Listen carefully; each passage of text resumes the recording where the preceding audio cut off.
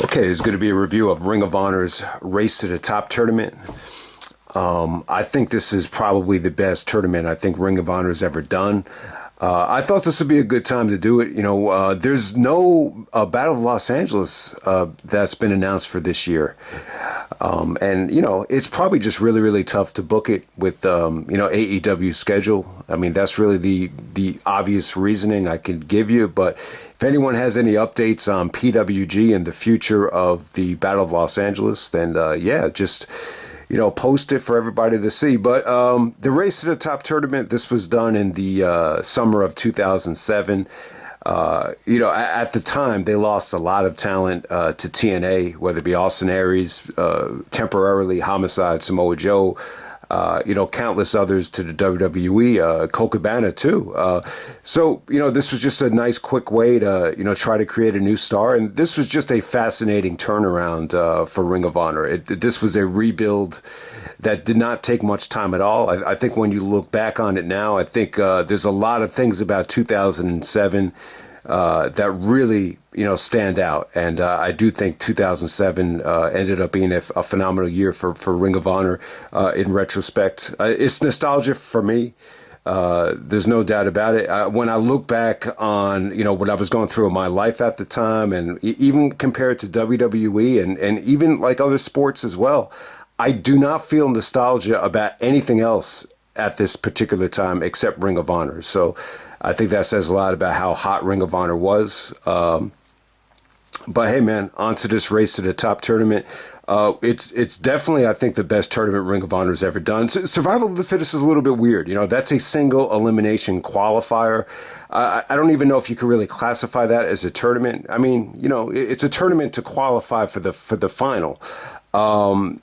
None of them were really that great in terms of, the qualifying matches. The Survival of the Fittest matches, there's been some classics, there's been some duds, which is well documented. Ring of Honor hasn't really done like a lot of, Bola-style tournaments. I mean, they did a Trios tournament, which was... I think most people were kind of negative on the Trios tournament, but this Race to the Top tournament, I've always thought it was great. I always thought the finals here was exceptional. So let's revisit it right now. So we're going to go back to July 27, 2007. This is actually from Deer Park, New York, which is in the Long Island area.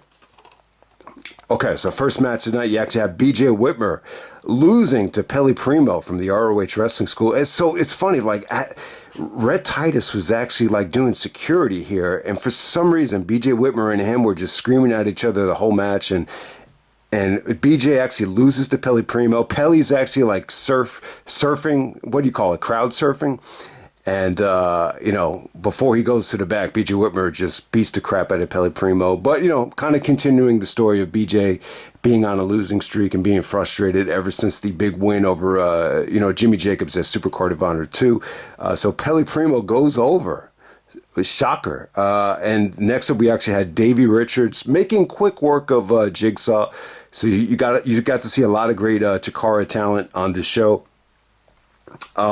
I think it was good. I think it could have been better.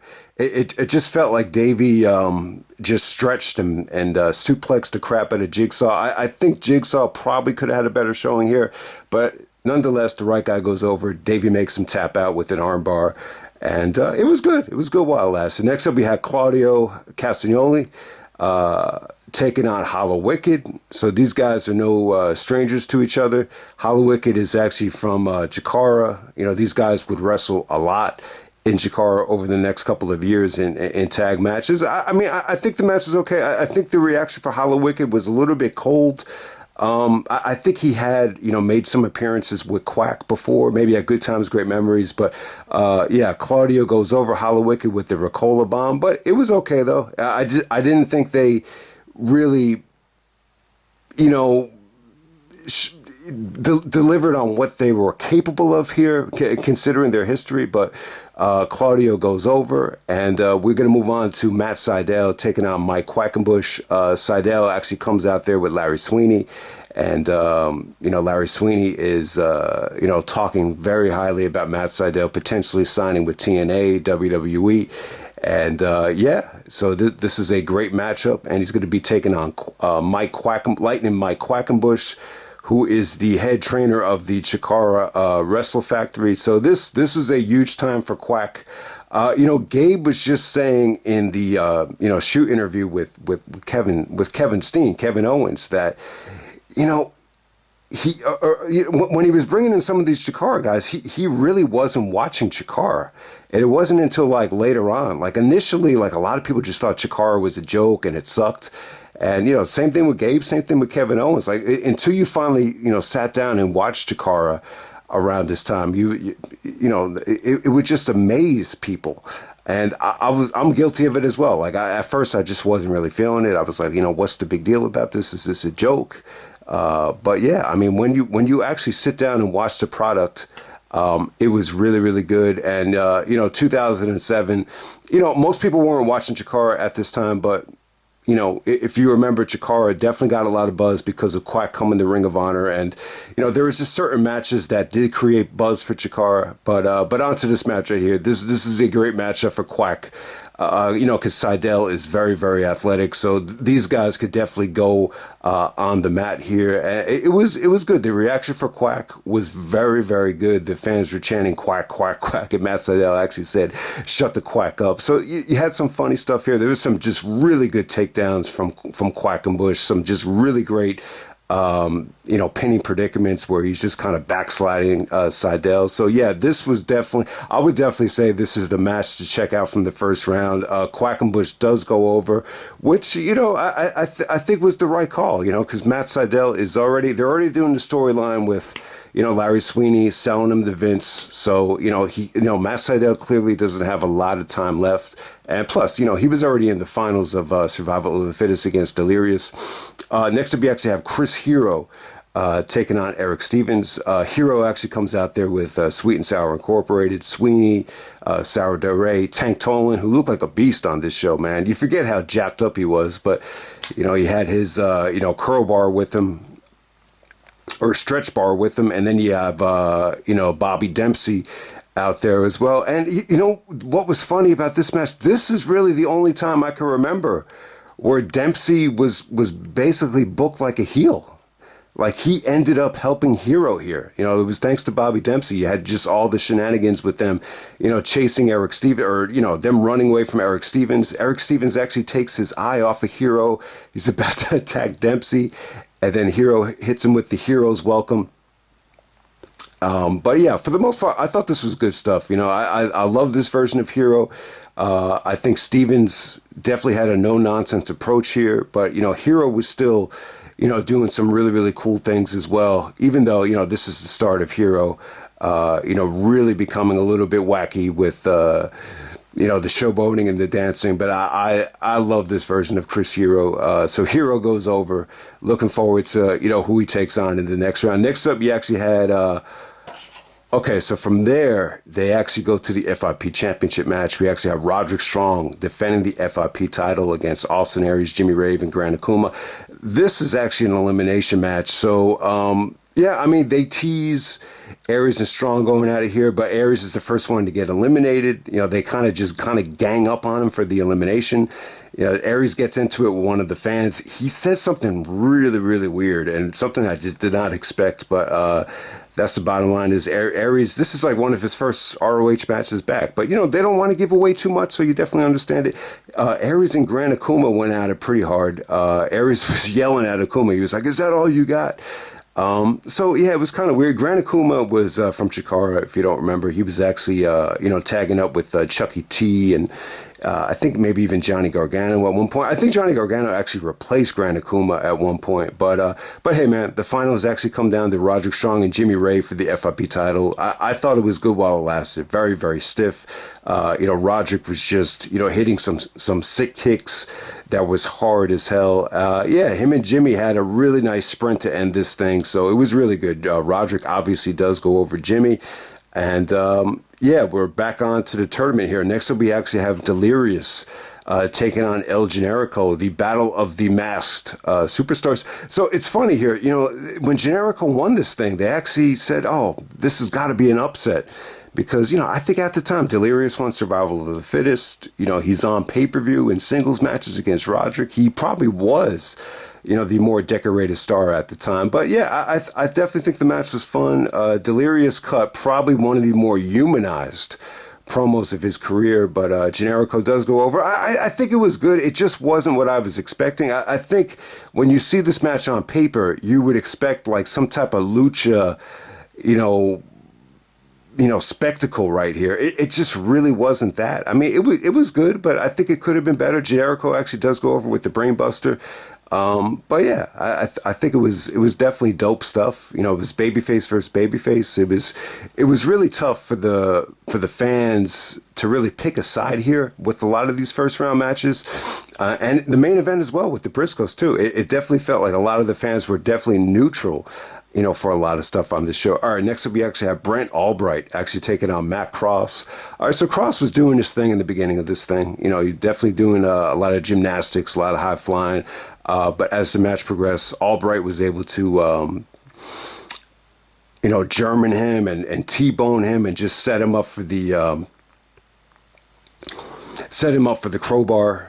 And Matt Cross actually taps out. Albright, it looked like Albright was going to get DQ because he wouldn't, break up the submission. And then even after the match is over, he does the code of honor while he's still stretching out Matt Cross on the rope. So I thought the code of honor stuff was actually pretty funny. But, Brent Albright does go over Matt Cross to advance. Next up, we actually have Jack Evans taking on Kevin Steen. Kevin was funny as hell in the opening promo. He was like, this is a race to the top tournament. And thank God it's not about actual racing. It's about wrestling. So I think I have a chance. Because, Kevin Owens doesn't, I guess he doesn't jog or go running. This is pretty funny too, man, because, Kevin's always had, a bit of a weight issue, especially back then. And one of the fans was actually chanting to Kevin. He's like, you fat fuck, you fat fuck. And then Kevin starts doing sit-ups, and then he does a nip up, and then he gets like a standing ovation, then he takes a bow. So, I don't think anyone's ever done a good job of just shutting up, people that hate fat people other than Kevin Steen. So thumbs up there. Kevin and Jack Evans here. Oh man, I wanted to look this up, man. But that the Eminem track that Jack comes out to, I don't know like what what that's from. Like obviously it's not from any of Eminem's albums, but I never really had that track before. But it's dope, man. So Jack Evans takes on Kevin Steen. These two guys actually have a lot of history together in Dragon Gate. Kevin's pretty much dominating the beginning of the match. He's doing the white man can't jump thing, saying this shit is too easy. Jack actually does turn it around. There's actually like a springboard Dragon Rana where Kevin lands right on his head, and then Jack hits the 630 splash to end this thing. So yeah, this is during when Jack was really getting a big push. He's going up against Roderick. He's going to have his own stable. So at the time, it didn't seem like that much of an upset, but it's really, really funny. They pushed El Generico obviously a lot harder than Kevin Steen here. So they chose the Generico over Steen in terms of this singles tournament right here. So Jack Evans does go over to advance to the next round. And then we have the main event. We got the Briscoes taking on Bryan Danielson and Nigel McGuinness for the ROH tag team titles. So this is it, man. The only time I think you got the Briscoes taking on Bryan and Nigel.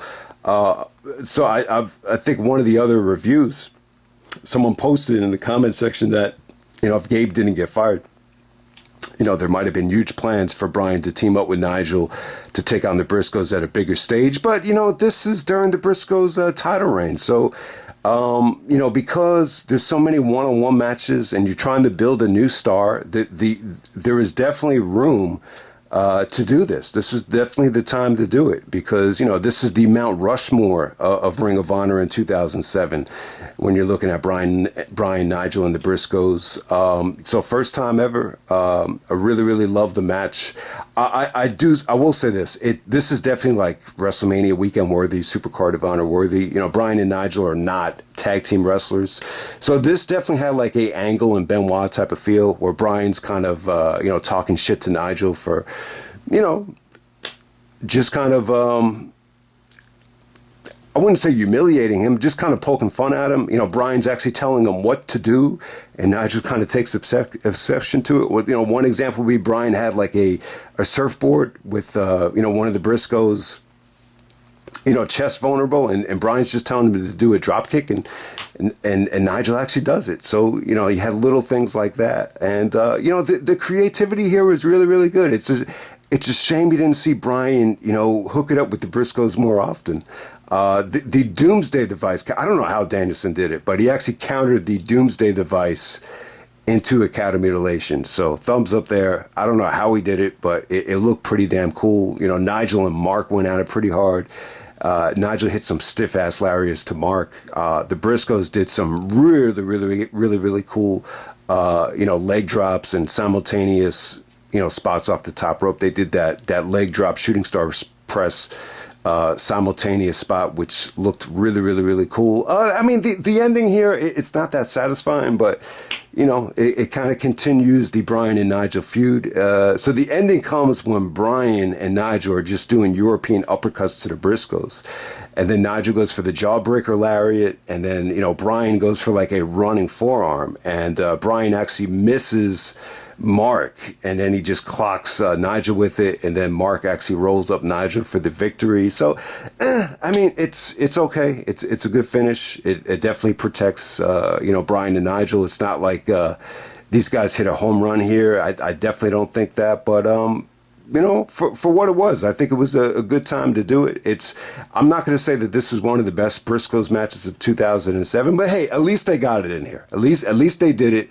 At least the match hit the 4-star level for me. I think it could have been a lot better. I think it could have been better promoted on a bigger stage, but this is still good stuff. It's still got a ROH. There's still huge ROH chants after the match is over. The Briscoes got a, standing ovation. It was really, really cool stuff. And what's the last thing I wanted to say about this?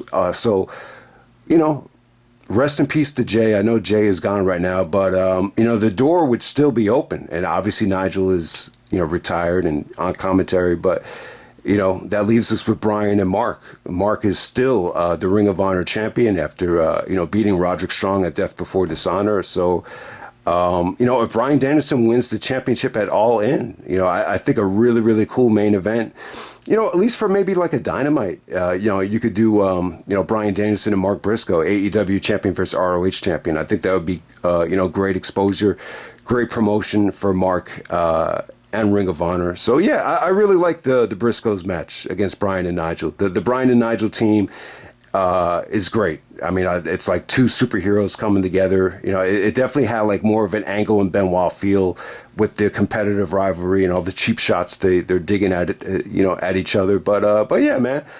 So that's night one, and we'll move on to night two. Okay, moving on to night two. This is the Race to the Top tournament, night two, from Edison, New Jersey, on July 28th, 2007. A couple of things. Is this the best tournament in Ring of Honor history? It's definitely debatable. I'm trying to think if I missed anything. There was some pure title tournaments. The one from 2004, where AJ won it over Punk. That wasn't a bad tournament, but I just feel like those pure title matches were definitely, handcuffed to a degree. There was another pure title tournament during the pandemic, which is going to get shit just because there was no fans in that tournament. God damn. They did the tournament at Death Before Dishonor when Jay got hurt and Adam Cole won the vacant title. That was not a bad tournament, but, it was under the Sinclair umbrella. So, I got to say, I think this is probably the best tournament. And at the time, I passed on going to the show. This probably would have ended up being my first Ring of Honor show. I actually considered going to it, but when I looked at the lineup here, I just didn't know a lot of the guys at the time. I was still really trying to get to know, guys like Generico and Steen and Claudio and even Davey to a degree. Like it just definitely felt like a mid-card tournament. But when you look back on the tournament now, 10, 15 years ago, a lot of these guys ended up being legends to me. I think legends to a lot of people, independent wrestling legends, if you don't want to call them WWE legends. Guys like Generico, Claudio, and Kevin, went on to have amazing careers. So it probably didn't feel like it at the time, but I definitely think down the road when you look back at this lineup, it definitely ended up being a great lineup. Especially you had guys like Quack in there that are definitely legends when you think about what they did on the Indies. So let's not waste any more time. Let's get right down to it. So we open up the main show with a quarterfinal match. This is El Generico taking on Chris Hero. Hero comes out there with Bobby Dempsey, Larry Sweeney, Sarah Del Rey, and Tank Tolan of Sweet and Sour Incorporated. I thought this was a good match, man. I thought this was a lot of fun. Hero was definitely in his element here, showing off his athleticism, showing off the shenanigans. But it didn't take away from the match, though. I think that's the important thing. Hero was definitely starting to find it at this time. Just the way he was interacting with Bobby Dempsey. He would actually slap hands or high five everybody, and then he would leave Dempsey hanging. So just little stuff like that. I think Hero definitely added to his, charisma and everything. And, before we get to the match too, this is a great, weekend for Sweet and Sour. They did some vignettes with, Bobby Dempsey. They put him in like this fat suit, and they wanted him to lose weight in the sauna. And then when they came back, like an hour later, they went to get some milkshakes and some cookies. And then when they came back, they actually had Bobby Dempsey's brother dressed up as him. So they were trying to show you that Bobby Dempsey lost weight. But then they actually found him like eating chocolates in the sauna. So yeah, I thought the Dempsey stuff was really, really funny. Eventually this led to Dempsey getting extremely over during Final Battle weekend. And let me just say this now. I love the fact that Nigel was champion during Final Battle weekend. He definitely deserved to be champion. I think they made the right call by not stripping him of the belt. But you got to remember, there was a lot of people really pushing for Hero, to win the championship that weekend. And I will say this. I'm glad that they didn't do it. That would have been met with criticism and praise. It would have been mixed. But I do feel like if they put the belt on Hero at the end of 2007, that would have been the out-of-the-box, Austin Aries in 2004 decision. So let me just make that point. So Generico and Hero, I love the combination, man. I thought this was good stuff. Hero did some really impressive things out there. Like, he really did some really cool moves. He was able to counter the Yakuza several times. He was able to hit the Hero's Welcome. That really, really cool move that Hero did. It was basically like a razor's edge into like a swirl. They called it a dislocator. I thought that came off really cool. Generico's able to counter the... he's able to fight off the Sweet and Sour interference as well. Tolan actually got involved here, but didn't take away from the match, though, man. Generico actually counters the Hero's Welcome into a backslide for the finish. The crowd was hot for the finish, man. I thought this was a good matchup. I think Generico and Hero definitely made for an entertaining combination, entertaining opener right there. So Generico would advance to take on the winner of this match between Davey Richards and Pelle Primeau. All right, so, Pelle comes out with his, top of the class trophy. It actually breaks on the way to the ring. The fans are chanting, "You effed up." I'll tell you what, Pelle actually did some good stuff to Davey here. He's actually kind of, catching him with leg scissors, sweeping him out of the ring. Davey gets a little bit frustrated. He actually kind of piggybacks Pelle into the turnbuckle and just rams him into it. So Davey hit some really good clotheslines here. Some great explosive offense from him. This almost felt like abuse towards the end of the thing. So Davey makes Pelle tap out. Davey looks a little bit disgusted, while the match is going on, but hey, it's good. You want to have the mentality of this guy doesn't deserve to belong in the ring with you. But, shout out to Pelle Primeau. I thought he actually gave, he's from the wrestling school, and I just thought, he was able to kind of hang with Davey for at least a little bit. But, I think overall this ended up feeling like an extended squash. All right, next up we have Jack Evans taking on Brent Albright in the next quarterfinal match. Kind of a tough matchup right here. I didn't think Jack had a good tournament. I got to say, I think Jack, it was tough. They're trying to build, Jack up as a singles guy with his own stable, but it's a little bit unrealistic for Jack to hang with Brent Albright and even Claudio. Basically Albright dominates the match. I thought the match was going to end right away. Albright hit him with a nasty looking clothesline. There was an unexpected table spot. Albright actually catches the Sasuke special from Jack and gives him like a razor's edge through a table that just came out of nowhere. So there were a couple of spots here where I felt like Jack telegraphed it and Albright's just kind of waiting for him. And you could feel some of the crowd get a little bit impatient with some of the, Jack's telegraphing of the springboard lion salts and all that stuff. But the ending was pretty cool. I think it was good booking. I think this was the right call. They actually had Albright argue with the referee. Jack hits him with an enziguri, then he hits a 630 splash. So they tried to give it a believable finish here, but Jack goes over Albright, which is the right call. I think Jack and Claudio in the semifinals, definitely had a lot of potential. It just didn't really hit the mark for me, but Jack Evans does go over and advance to the semifinals. Next up, we have a battle of the Chikara Wrestling Legends right here. We got Claudio Castagnoli taking on Lightning Mike Quackenbush. This is a good match right here. I would definitely say this is the best of the quarterfinal matches. I would actually give this a nod, even over Hero and Generico, which I thought was excellent. But, this took a while to get going.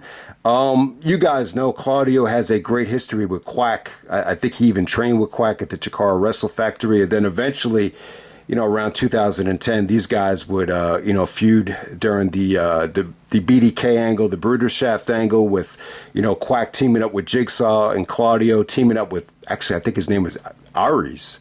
So you got a lot of great tag matches between Claudio and Quack down the road. But, this is one of the few times where you just get to see them wrestle in a singles fashion. It really kind of started off slow. And when you're watching Claudio and Quack right here, I think it kind of hits you like, their offense is very, very similar. Some of their moves were very similar. That one move where, Quack and Claudio, they did the same exact move where they pick the guy up from the back and then they land him flat on his stomach. Just little things like that. You could just definitely see the similarities in the move set. But it was good though, man. It was definitely good stuff. Quack is very anti-Ring of Honor in terms of wanting to adapt to the style. Like him and Roderick wouldn't have been a good matchup because, Quack doesn't really like to get that stiff. He's got a bad back. You definitely did see Claudio, do some European uppercuts to Claudio's back. So I thought that was cool. But yeah, their chemistry was great. I don't think I've seen anybody counter the Ricola bomb as sweet as Quackenbush. Claudio tried to do the Ricola bomb from the top rope. Quackenbush counters it into a, Hurricanrana. So, I mean, definitely Quack was just really, really good here. He countered the Ricola bomb several times. Even did a good job of countering that water slide, from Claudio. The ending actually comes when, Claudio actually does a running. It's almost like a running Hurricanrana off the top rope. He actually uses the ropes on the Hurricanrana, and then Claudio hits him with a European uppercut for the finish there. So it was good stuff, man. I really enjoyed the match. I think they got off to a slow start, but I think Claudio and Quack definitely made for a good combination. This was a great weekend for Quackenbush.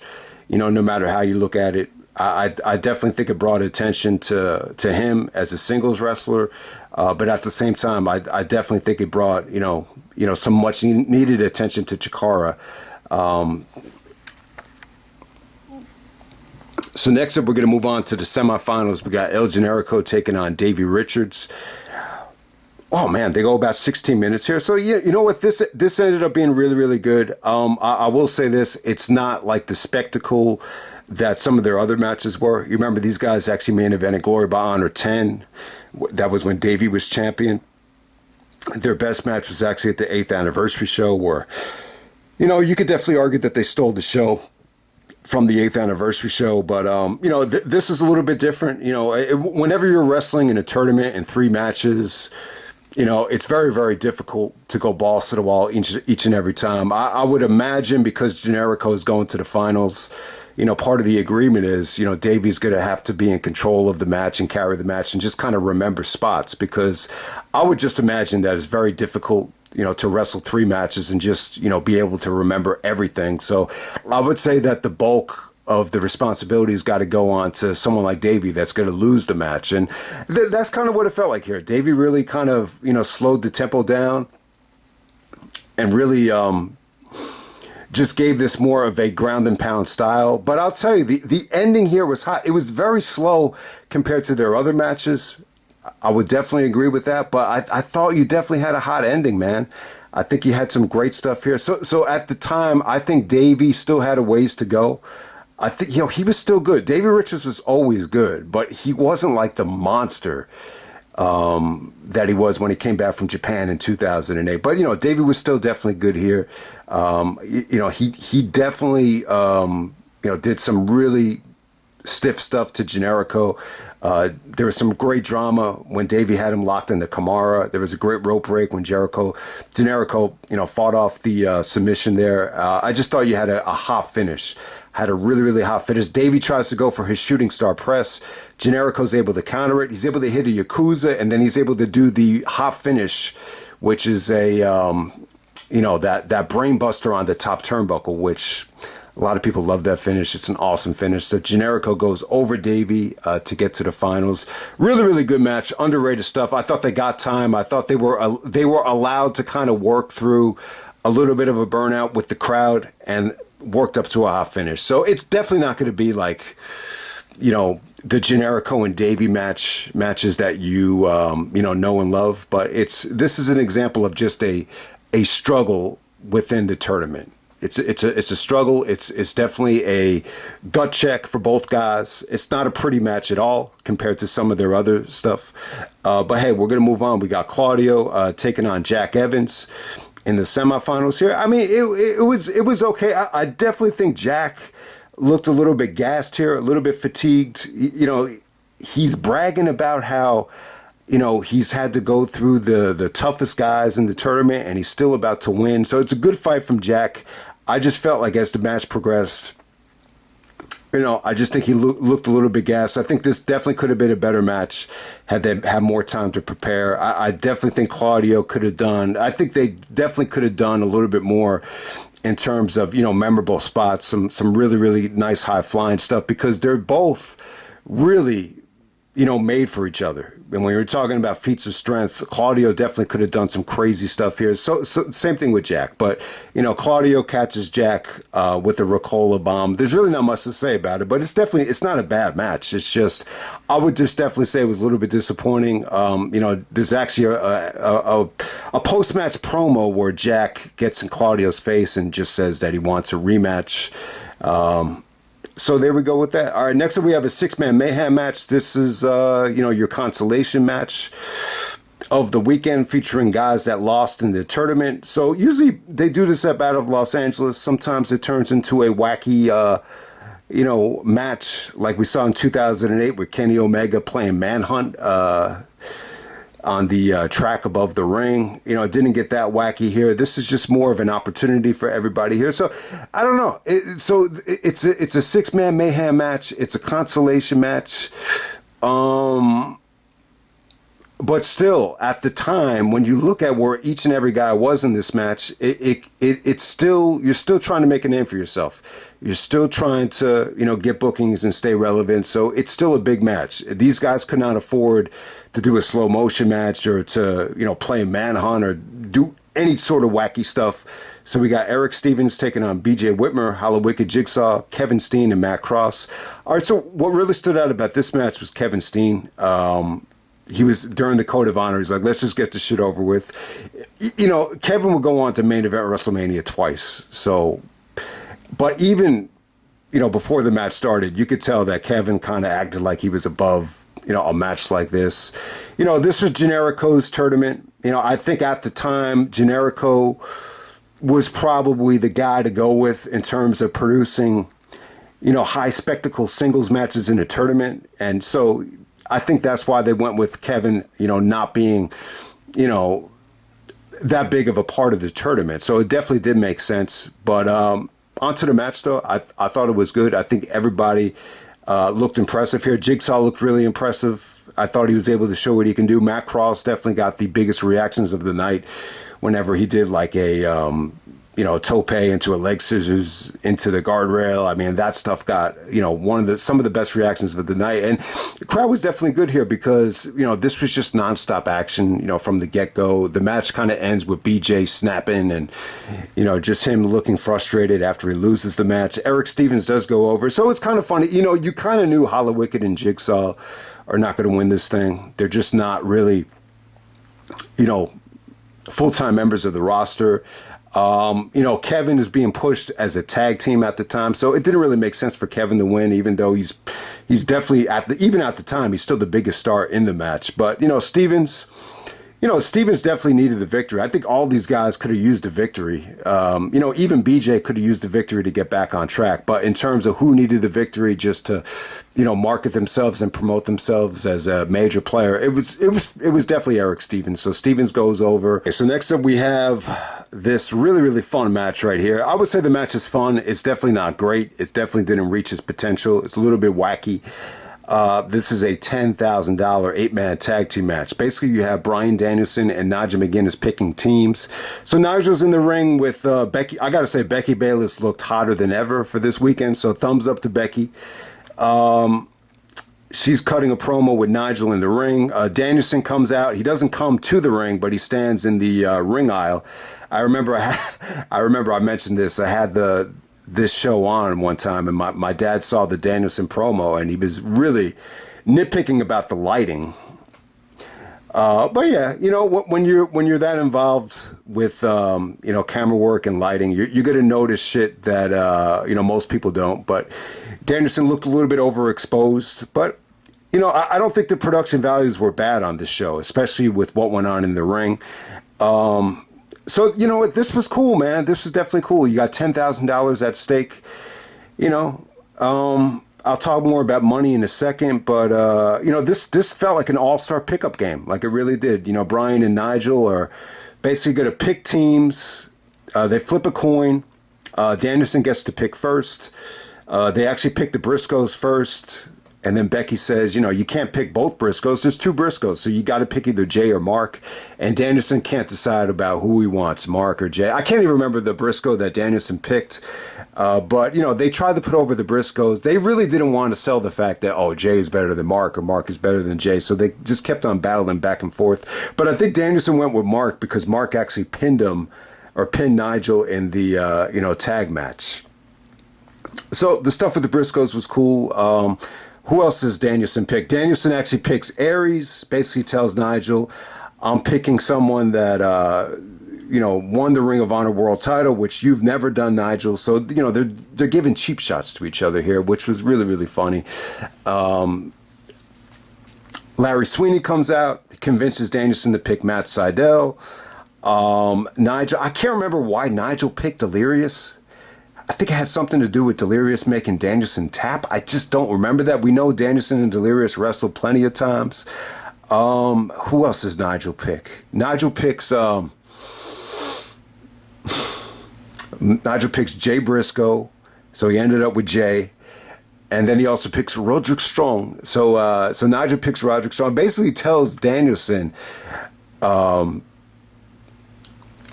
I'm picking somebody that has done something that you've never done. The FIP world champion, Roderick Strong. So Danielson's like, what are you talking about? I was FIP champion for over a year. So I guess Danielson actually was FIP champion.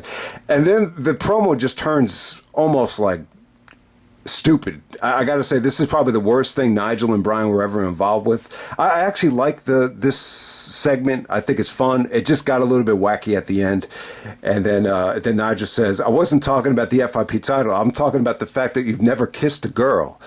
And then they start talking about how, members of Danielson's family don't count in terms of kissing a girl and kissing a mother. It was just weird, man. Nigel has always been, giving Danielson cheap shots for, being a clam digger and for never kissing a girl. So, yeah, I mean, it was what it was. I'm not going to say it was a bad promo, but I just think it got a little bit wacky at the end. But the match was fun, though. The match was fun. On to the match. What really stood out here was the Briscoes.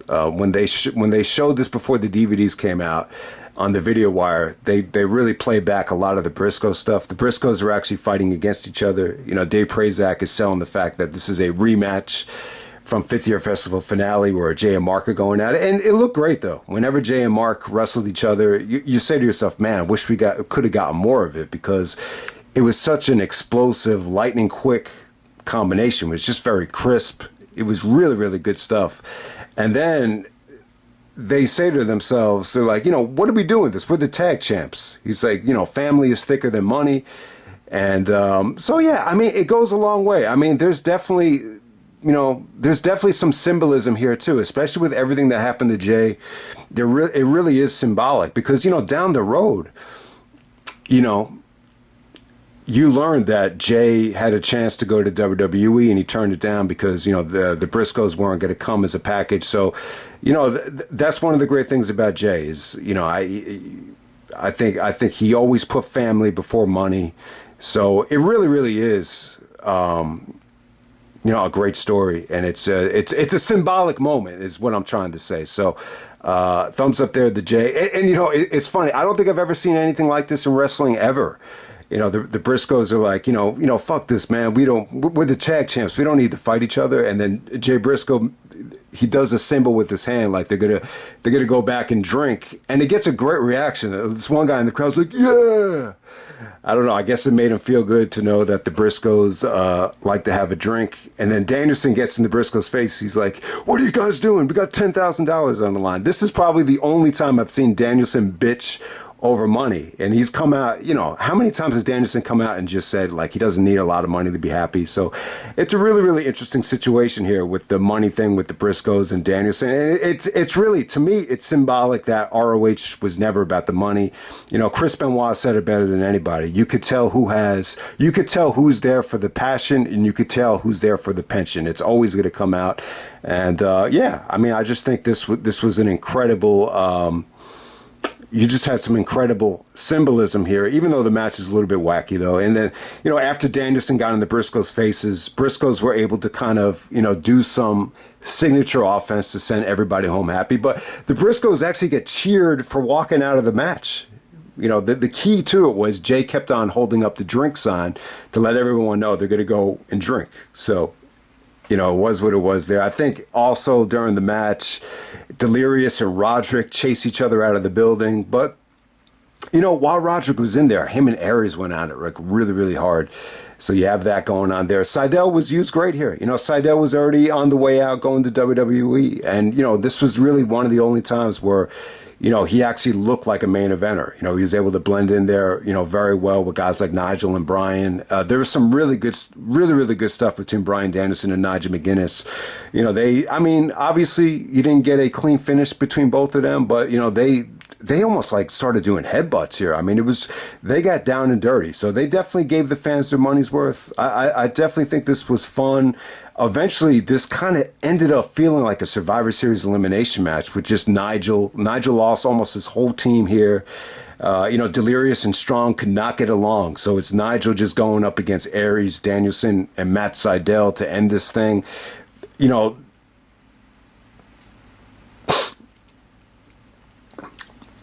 I guess with the finish here, I don't know why they were fighting over the finish. You know, but Danielson's team was fighting to get the pinfall. You know, maybe they were going to give more money to whoever actually scored the pinfall. You know, $10,000. You got, you know, someone's got to get a big piece of the pie. I don't know if you could have split it, you know, evenly.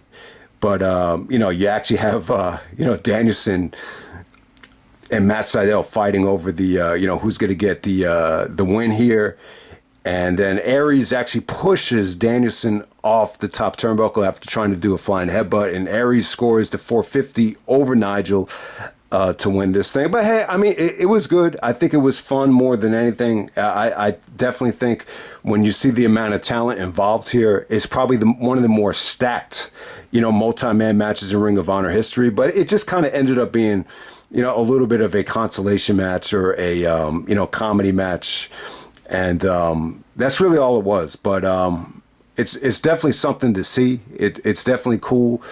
to have, Bryan and Nigel, pick teams. The way they booked the Briscoes here was definitely memorable. So here's the finals of the Race to the Top tournament. This is Claudio Castagnoli taking on El Generico in the finals. They go a little bit under 20 minutes, and this was definitely the match of the tournament. The match of the weekend. I would definitely say this is, one of the top 25, top 30 Ring of Honor matches of 2007. If anyone wants to put a list together for '07, this would definitely, be on that list. I thought they did a great job in creating two new stars here. Claudio wins the match, but I think this was just a sign that Generico is a major player, whether it's tag team wrestling, whether it's singles wrestling. You could always go back to him and just get a classic. Who knows? I would definitely say Generico is, right up there with Hero, is one of the, best workers in ROH history to never win the Ring of Honor world title. Eventually, Claudio would win the ROH world title. But, it wasn't until Tony Khan, bought Ring of Honor where that was able to happen. So, yeah, in a lot of ways, I think Claudio and Generico, used this platform to really catapult themselves to the next level. Claudio ended up winning the Andre the Giant Battle Royal. I think that's probably the highlight of his WWE run, not to mention countless, Money in the Bank main events and, things of that nature. And then obviously Generico was able to main event WrestleMania and win the tag team titles and, win the Intercontinental title from Walter or, Gunther at WrestleMania. So, both guys went on to have incredible careers. Claudio is in AEW now. Generico is going to have a big time match in the SummerSlam in the WWE against Braun Breaker. So, yeah, I'll tell you, man, Generico's got to kind of, bring this Eye of the Tiger, the SummerSlam, if he's going to survive Braun, because Braun's just cutting some Mr. T-like promos right now. So I'm definitely looking forward to, Generico's match at SummerSlam. But I think this was great stuff. While this, just tried to get going, you could definitely feel that the crowd was a little bit burned out here. But as the match progressed, the fans just really got into it. The winner gets a trophy and they get a title shot at Morishima. Claudio is able to cash in and, have another, great match against Morishima. And this might have ended up being Claudio's. Yeah, I would definitely say this might have ended up being Claudio's best, singles match in Ring of Honor. I really think it is. Really the only, it's probably better than anything he did with Nigel. Maybe better than anything he did with Bryan. The Northern Navigation match was great, but this match against Generico here, it's got to be up there. The only other Claudio match that might be on this level is the title shot against Morishima, which is, what he earned. So the winner gets a title shot at Morishima. I think at Death Before Dishonor, Albright they already said that Albright was going to get a shot at Morishima, during the tournament, which was kind of weird. But in terms of the action here, these two guys had beautiful chemistry. There's just no doubt about it. It just felt like these two guys were made for each other. Claudio has definitely, become, almost like a heavyweight, someone that has a lot of brute force and strength. But he could still really, really go with guys that are high flyers and very athletic. And just that's what you saw right here. You just saw some incredible stuff, I think, from both guys. Claudio was just able to do some tremendous feats of strength. He did the King of Swing. He actually did that to Jack Evans, but here he was able to do that water slide to Generico off the top rope. That actually got a holy shit chant when Generico kicked out of it. Generico did some beautiful counters to the Ricola Bomb here. He basically countered the Ricola Bomb into, a sunset flip into a pin. It was really, really cool stuff. So too much great stuff to go over. I thought the ending here just came off great. The way Claudio set up the Ricola Bomb, it's almost like he just elevated him even higher just to get more impact on it. But yeah, man, these guys just rock the house. Claudio's kicking out of brainbusters. They're kicking out of hurricanranas. They're kicking out of, springboard European uppercuts. The ending here was just phenomenal stuff. Just great action from both guys. And I got to say, at the time, Claudio just did not know how to speak, that great of English. And you could still argue that, maybe, he never really got comfortable with it, especially when he was in WWE. But I love the promo here.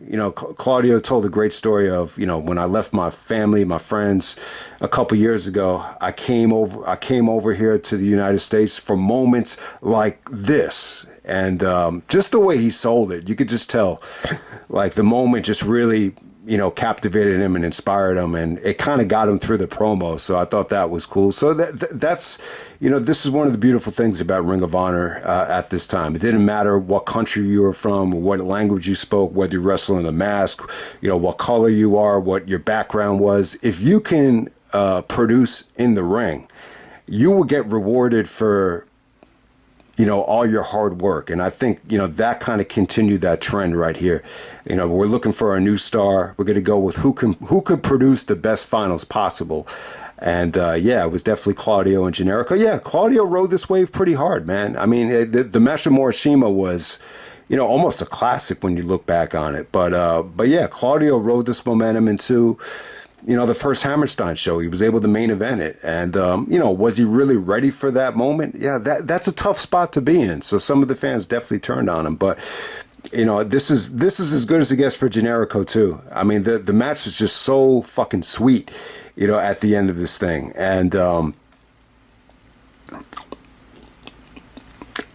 this has got to be up there, too, with one of Generico's, best pure wrestling matches. I mean, if you were to ask me, what's El Generico's best match in Ring of Honor, I think most people are going to say Kevin Steen at Final Battle 2010.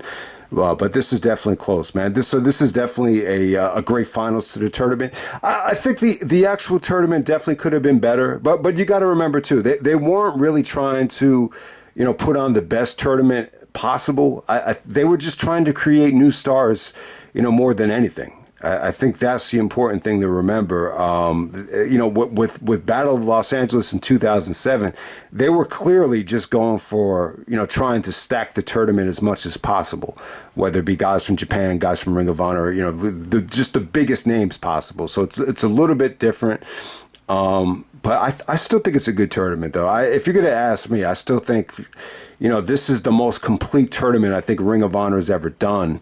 If you were to ask me, I mean, is it the most stacked in the world? I mean, you see most of the household names are in the $10,000 tag match. So I'm not going to say it's the most stacked tournament in the world, but it did what it needed to do. You wanted to, not just create one new star, but to me, anytime you get to the finals and and you could produce.